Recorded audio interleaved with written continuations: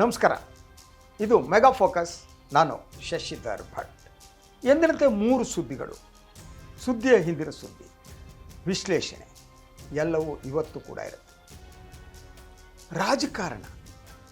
ರಾಜಕಾರಣಕ್ಕೆ ಹಾಗೆ ನೋಡಿದರೆ ಸ್ಪಷ್ಟವಾದ ವ್ಯಾಖ್ಯೆ ಅನ್ನೋದಿಲ್ಲ.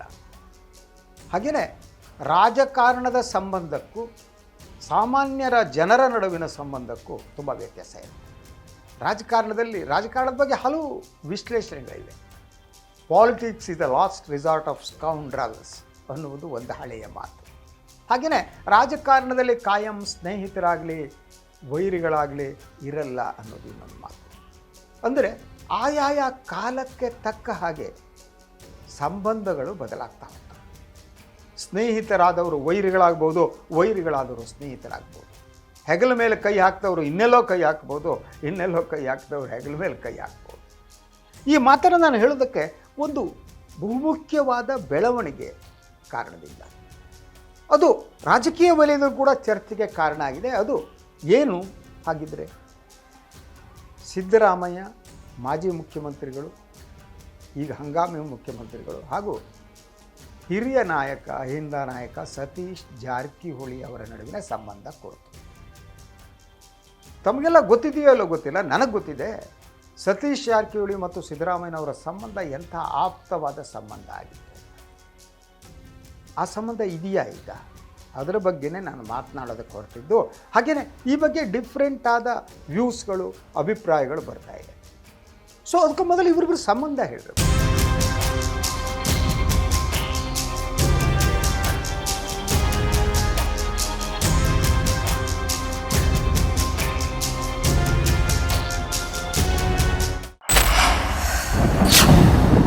ಸಿದ್ದರಾಮಯ್ಯ ಮತ್ತು ಜಾರಕಿಹೊಳಿ ಇಬ್ಬರು ಕೂಡ, ಸತೀಶ್ ಜಾರಕಿಹೊಳಿ ಜನತಾ ಪರಿವಾರದ ರಾಜಕಾರಣದ ಮೂಲಕ ಬೆಳೆದವರು. ಸತೀಶ್ ಒಂದು ಹಂತದವರೆಗೆ ಸಿದ್ದರಾಮಯ್ಯನವರಿಗೆ ಆರ್ಥಿಕ ಬೆನ್ನೆಲುಬಾಗಿಯೂ ನಿಂತಿದ್ದರು. ಸಿದ್ದರಾಮಯ್ಯ 2006ರವರೆಗೆ ಕಾಂಗ್ರೆಸ್ ಪಕ್ಷಕ್ಕೆ ಬರುವವರೆಗೆ ಅವರ ಆರ್ಥಿಕ ಸ್ಥಿತಿ ಅಷ್ಟು ಚೆನ್ನಾಗಿರಲಿಲ್ಲ. ಸೋಜಿಗ ಅನ್ನಿಸ್ಬೋದು, ಆಶ್ಚರ್ಯ ಅನ್ನಿಸ್ಬೋದು.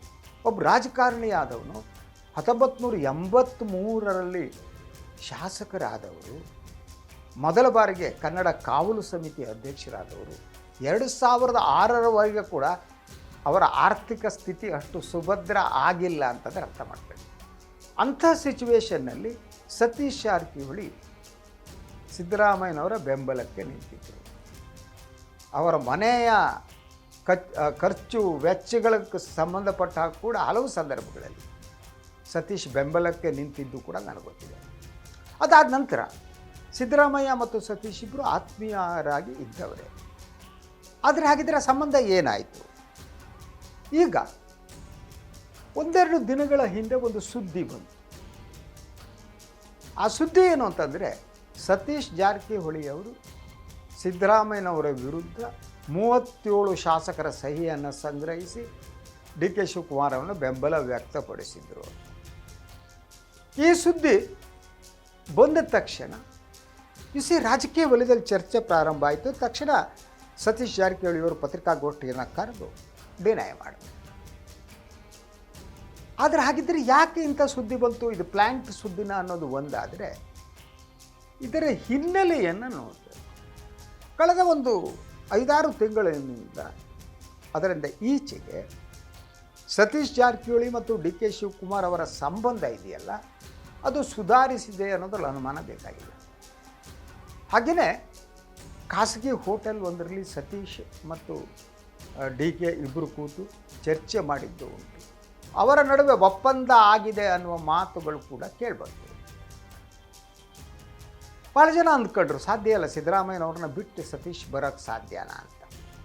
ನಾನು ಕೂಡ ಹಾಗೆ ಅಂದ್ಕೊಳ್ಳೋಣ. ಯಾಕಂದರೆ ಇವರಿಬ್ಬರೂ ಕೂಡ ನನಗೆ ತುಂಬ ಹತ್ತಿರದಿಂದ ಗೊತ್ತಿರುವವರು. ಸಿದ್ದರಾಮಯ್ಯ ಮತ್ತು ಸತೀಶ್ ಜಾರಕಿಹೊಳಿ ತುಂಬ ಹತ್ತಿರದಿಂದ ಗೊತ್ತು. ಸತೀಶ್ ಕೂಡ ಅಷ್ಟೇ, ನನ್ನ ಒಂಥರ ಬಹಳ ಆತ್ಮೀಯವಾಗಿ ಸದಾ ನನ್ನ ಜೊತೆ ಮಾತನಾಡುವವರು. ಹಾಗಿದ್ದರೆ ಏನಿದರ ಕತೆ, ಏನಿದರ ಗುಟ್ಟು ಅಂತ ಇದನ್ನು ನೋಡ್ತಾ ಹೋದಾಗ ಸತೀಶ್ ಯು ಸಿ ದಟ್ ಒಂದು ಸಿದ್ದರಾಮಯ್ಯನವರ ಅಹಿಂದ ಸ್ಥಾನವನ್ನು ತಾವು ಅಲಂಕರಿಸಬೇಕು ಅನ್ನೋ ತೀರ್ಮಾನಕ್ಕೆ ಬಂದಿದ್ದು ನಿಜ. ಅದನ್ನು ಅವರು ಹಲವು ಸಂದರ್ಭದಲ್ಲಿ ವ್ಯಕ್ತಪಡಿಸಿದ್ದಾರೆ. ಎಸ್. ಸೊ ಮೊನ್ನೆ ಕೂಡ ಅವ್ರು ಹೇಳಿದ್ದು ಎಸ್, ಅಹಿಂದ ನಾಯಕರು ಏನು ರಾಜಕಾರಣ ಅಂದರೆ ಹಾಗೇನು ಹೋಗುವವರು ಹೋಗಬೇಕು, ಬರುವವರು ಬರಬೇಕು, ಬಂದೇ ಬರ್ತಾರೆ. ಸೊ ಅವರು ಸಿದ್ದರಾಮಯ್ಯನವರ ಈ ರಾಜೀನಾಮೆಯ ಕುರಿತು ಎಮೋಷನಲ್ ಆದ ಪ್ರತಿಕ್ರಿಯೆ ನೀಡಿಲ್ಲ, ಭಾವನಾತ್ಮಕವಾದ ಪ್ರತಿಕ್ರಿಯೆ ನೀಡಿಲ್ಲ. ಸೊ ಅವರು ಎಮೋಷ್ನಲ್ ಆದ ಪ್ರತಿಕ್ರಿಯೆ ನೀಡಿಲ್ಲ ಅನ್ನುವ ಕಾರಣಕ್ಕೆ ಅವರಿಬ್ಬರ ಸಂಬಂಧದಲ್ಲಿ ಭಾವುಕತೆ ಇಲ್ಲವೇ ಇಲ್ಲ ಅಂತ ಹೇಳೋದು ಹೇಗೆ? ಆದರೆ ಸಂಬಂಧ ಬದಲಾಯಿತಾ ಅವ್ರೇನು ಯಾರು ಕೇಳಿ ಏನೋ ಡಿಸಿಷನ್ ತೊಗೊಂಡಿಲ್ಲ. ಮುಂಚೆ ಏನು ಅಗ್ರಿಮೆಂಟ್ ಆಯಿತು ಅದ್ರ ಪ್ರಕಾರ ಡಿಸಿಷನ್ ತೊಗೊಂಡ್ರೆ ಇದರಲ್ಲಿ ಯಾರು ಹೇಳೋದು ಕೇಳೋದು, ಅವ್ರು ಸಹಿ ಮಾಡಿದ್ರು ಇವ್ರು ಸಹಿ ಮಾಡಿದ್ರು ಅದು ವಾಪೋ ಅಷ್ಟೇ. ಇದು ಇದರಲ್ಲಿ ಯಾರು ಕೇಳಿ ಕೂಡ ಮಾತಾಡಲಿಕ್ಕೆ ಅವಕಾಶ ಇಲ್ಲವೇ ಇಲ್ಲ. ಡೆಲ್ಲಿ ಹಂತದಲ್ಲಿ ಆಗಿದೆ ನಾವು ಹೇಳ್ತೀವಲ್ಲ, ಡೆಲ್ಲಿಯಲ್ಲಿ ಆಗಿದೆ ನಮ್ಗೆ ಗೊತ್ತಿಲ್ಲ, ಪದೇ ಪದೇ ನಾವು ಹೇಳಿದ್ದೀವಿ.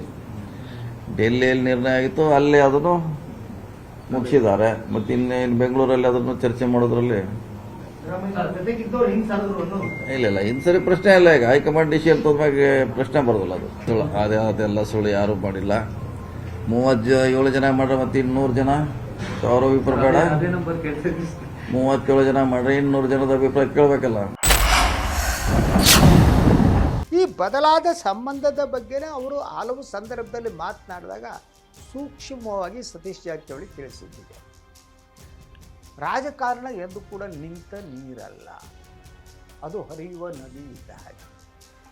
ನದಿ ಹೋಗಿ ಸಮುದ್ರಕ್ಕೆ ಸೇರಿದ ಹಾಗೆ ರಾಜಕಾರಣಿಗಳ ಬಹಳ ಮುಖ್ಯ ಉದ್ದೇಶ ಅಂದರೆ ಅದು ಅಧಿಕಾರವನ್ನು ಪಡೆದುಕೊಳ್ಳುವುದು, ಅಧಿಕಾರವನ್ನು ಗಿಟ್ಟಿಸಿಕೊಳ್ಳುವುದು. ಅದು ತುಂಬ ಸಹಜವಾದ. ಆದ್ದರಿಂದ ಈ ಬದಲಾದ ರಾಜಕೀಯ ಪರಿಸ್ಥಿತಿಯಲ್ಲಿ ಸತೀಶ್ ಜಾರಕಿಹೊಳಿ ಅವರು ಬದಲಾದರ ಅನ್ನುವ ಪ್ರಶ್ನೆ. ಸೊ ಬದಲಾಗಿಯೇ ಆಗಿದ್ದಾರೆ ಅಂತ ತಕ್ಷಣ ಹೇಳುವಷ್ಟು ಸಾಕ್ಷ್ಯಾಧಾರಗಳಿಲ್ಲ.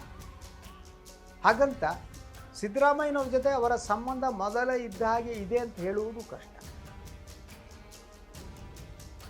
ಮೂಲಭೂತವಾಗಿ ಸತೀಶ್ ಜಾರಕಿಹೊಳಿ ಎಮೋಷನನ್ನು ತೋರಿಸಲ್ಲ, ತಮ್ಮ ಎಮೋಷನ್ ತೋರಿಸಲ್ಲ. ಆ ಕಾರಣಕ್ಕಾಗಿ ಸಿದ್ದರಾಮಯ್ಯ ರಾಜೀನಾಮೆ ನೀಡಿದಾಗ ಬೇರೆ ಬೇರೆ ಸಚಿವರು ಬೇರೆ ಬೇರೆ ರೀತಿಯ ಪ್ರತಿಕ್ರಿಯೆಯನ್ನು ನೀಡಿ ಸಂತೋಷ್ ಲಾಡ್ ಕಣ್ಣೀರು ಹಾಕ್ತಾರೆ. ದಿನೇಶ್ ಗುಂಡೂರಾವ್ ಅಂತವರು ನೋವನ್ನು ವ್ಯಕ್ತಪಡಿಸಿದರು. ಡಾಕ್ಟರ್ ಪರಮೇಶ್ವರ್ ಅವರಿಗೂ ಬೇಸರ ಆಗಿತ್ತು. ಇದು ಎಲ್ಲವೂ ಇದ್ದಂಥ ಸಂದರ್ಭದಲ್ಲಿ ಸತೀಶ್ ಆ ರೀತಿ ಪ್ರತಿಕ್ರಿಯೆ ನೀಡಿಲ್ಲ. ಅವರು ಇದನ್ನು ಒಂದು ಸಹಜ ಪ್ರಕ್ರಿಯೆ ಅಂತ ಸ್ವೀಕರಿಸಿದರು. ಎಮೋಷನ್ ಇಲ್ಲದ ಒಂದು ರಿಯಾಕ್ಷನ್, ಸಹಜ ಪ್ರತಿಕ್ರಿಯೆ ಆಗುತ್ತೆ. ಹಾಗೆ ನೋಡಿದರೆ ಸತೀಶ್ ಅವರ ಈ ಸಹಜ ಪ್ರತಿಕ್ರಿಯೆ ಇದೆಯಲ್ಲ, ಅದು ಸಹಜವಾದದ್ದೇ. ಸಹಜ ಪ್ರತಿಕ್ರಿಯೆ ಸಹಜವಾದದ್ದು. ರಾಜಕಾರಣದಲ್ಲಿ ಎಲ್ಲರೂ ಕಾಯಿಂದಿರೋಕ್ಕಾಗಲ್ಲ. ಯಾವುದೇ ಬದುಕಿನಲ್ಲಿ ಯಾವುದರಲ್ಲೇ ತಮ್ಮ ಸಮಯ ಮುಗಿದ ತಕ್ಷಣ ಹೋಗ್ತಾ ಇದ್ದಾರೆ. ಹಾಗೆ ಹೇಳಿದಂಥ ಸತೀಶ್ ಹೇಳಿದ್ದಾರೆ, ಅವರು ಸಿದ್ದರಾಮಯ್ಯನವರಿಂದ ದೂರ ಆಗಕ್ಕೆ ಕಂಡರು. ಹಾಗಿದ್ರೆ ವಾಟ್ ನೆಕ್ಸ್ಟ್? ಒಂದು, ಸಿದ್ದರಾಮಯ್ಯನವರ ಮಗ ಯತೀಂದ್ರ ಸಿದ್ದರಾಮಯ್ಯ ಹೇಳಿದರು, ಅಹಿಂದ ನಾಯಕತ್ವವನ್ನು ಇನ್ನು ಮುಂದೆ ಸತೀಶ್ ವಹಿಸಬೇಕು ಅನ್ನೋ ಅರ್ಥದಲ್ಲಿ ಕೆಲವು ತಿಂಗಳ ಹಿಂದೆ ಎಲ್ಲ ಉತ್ತರ ಕರ್ನಾಟಕದ ಫಂಕ್ಷನ್ನಲ್ಲಿ ಮಾತಾಡಿ. ಈಗ ನೋಡಿದರೆ ಸತೀಶ್ ಈ ಅಹಿಂದ ನಾಯಕತ್ವವನ್ನು ವಹಿಸಿಕೊಳ್ಳುವುದಕ್ಕೆ ಸಿದ್ಧರಾಗಿದ್ದಾರೆ. Is ready to do that. ಆದ್ದರಿಂದ ಇದನ್ನೇ ನಾನು ಬದಲಾದ ಸನ್ನಿವೇಶ ಅಂತ ಕರೆದಿದ್ದೆ. ಅವರು DK ಅವರ ಜೊತೆ ಕೆಲಸ ಮಾಡಬೇಕಾಗಿದೆ. ಅವರು KPCC ಅಧ್ಯಕ್ಷ ಸ್ಥಾನ ಏನಿದೆ ಆ ಅಧ್ಯಕ್ಷ ಸ್ಥಾನವನ್ನು ಅಲಂಕರಿಸೋಕ್ಕೆ ಸಿದ್ಧರಾಗಿದ್ದಾರೆ. ಹಾಗಿದ್ರೆ ಇದು ಹೇಳೋಕ್ಕೆ ಬೇರೆ ಬೇರೆ ಕಾರಣಗಳು ಕೂಡ ಇವೆ. ಸತೀಶ್ ಜಾರಕಿಹೊಳಿ ಈ ಒಂದು KPCC ಅಧ್ಯಕ್ಷ ಸ್ಥಾನಕ್ಕೆ ಯತ್ನ ಮಾಡ್ತಾ ಇರುವಾಗ ಇನ್ನೆರಡು ಹೆಸರುಗಳು ಕೇಳಿಬರ್ತಾ ಇದೆ. ಒಂದು DK ಹರಿಪ್ರಸಾದ್ ಅವರು, ಕಾಂಗ್ರೆಸ್ನ ಹಿರಿಯ ನಾಯಕರು, ರಾಷ್ಟ್ರಮಟ್ಟದ ರಾಜಕಾರಣದಲ್ಲಿದ್ದರು. ಇನ್ನೊಬ್ಬರು ಮತ್ತೆ ಡಾಕ್ಟರ್ ಪರಮೇಶ್ವರ್ ಅವರು ಮತ್ತೆ ವಾಪಸ್ KPCCಗೆ ಬರ್ತಾರೆ. ಈ ಎರಡು ಹೆಸರುಗಳು ಬಂದದ್ದು ಇಡೀ ಈ ರಾಜಕಾರಣವನ್ನು ಪುನರ್ವ್ಯಾಖ್ಯೆ ಮಾಡುವಂತೆ ಮಾಡುತ್ತೆ. ಯಾಕೆಂದರೆ ಡಾಕ್ಟರ್ ಪರಮೇಶ್ವರ್ ಮತ್ತು ಹರಿಪ್ರಸಾದ್ ಇಬ್ಬರೂ ಕೂಡ ಇವತ್ತಿನ ಕಾಲಘಟ್ಟದಲ್ಲಿ ಸಿದ್ದರಾಮಯ್ಯನವರಿಗೆ ತುಂಬ ಆತ್ಮೀಯರಾದರು. ಹಾಗಿದ್ದರೆ ಸಿದ್ದರಾಮಯ್ಯ ತಮ್ಮ ಅಭ್ಯರ್ಥಿಯನ್ನು KPCC ಅಧ್ಯಕ್ಷ ಸ್ಥಾನಕ್ಕೆ ಅಖಾಡಕ್ಕೆ ಇಳಿಸ್ತಾ ಇದ್ದಾರಾ? ಸತೀಶ್ ಜಾರಕಿಹೊಳಿ ಮತ್ತು ಅವರ ಸಂಬಂಧ ಕೆಟ್ಟಿದೆ ಅನ್ನುವುದಕ್ಕೆ ಇದೇ ಸಾಕ್ಷ್ಯವಾ? ಈ ಪ್ರಶ್ನೆಗಳು ಮೂಡ್ತವೆ. ಎಷ್ಟು ಜನ ಇಂದ ಅಂದರೆ ಸುಮಾರು ಒಂದು 500 ಜಾತಿ ಇದೆ, ಸುಮಾರು ಸಂಖ್ಯೆ ಇದೆ. ಅವನ್ನೆಲ್ಲ ವಿಶ್ವಾಸ ತಗೊಳ್ಳಿಕ್ಕೆ ಆದಾಗ ಆಗ್ತೀವಿ, ಅದು ಮಾಡ್ಲಿಕ್ಕೆ ಪ್ರಯತ್ನ ಮಾಡ್ತೀವಿ. ಸಿದ್ದರಾಮಯ್ಯ ಸ್ಥಾನ ತುಂಬಾ ಪ್ರಯತ್ನ ಮಾಡ್ತೀವಿ, ಖಂಡಿತವಾಗಿ ಮಾಡ್ತೀವಿ. ಮುಂದೇನಾಗತ್ತೆ ನೋಡಬೇಕು ಒಂದೆರಡು ದಿನಗಳಲ್ಲಿ.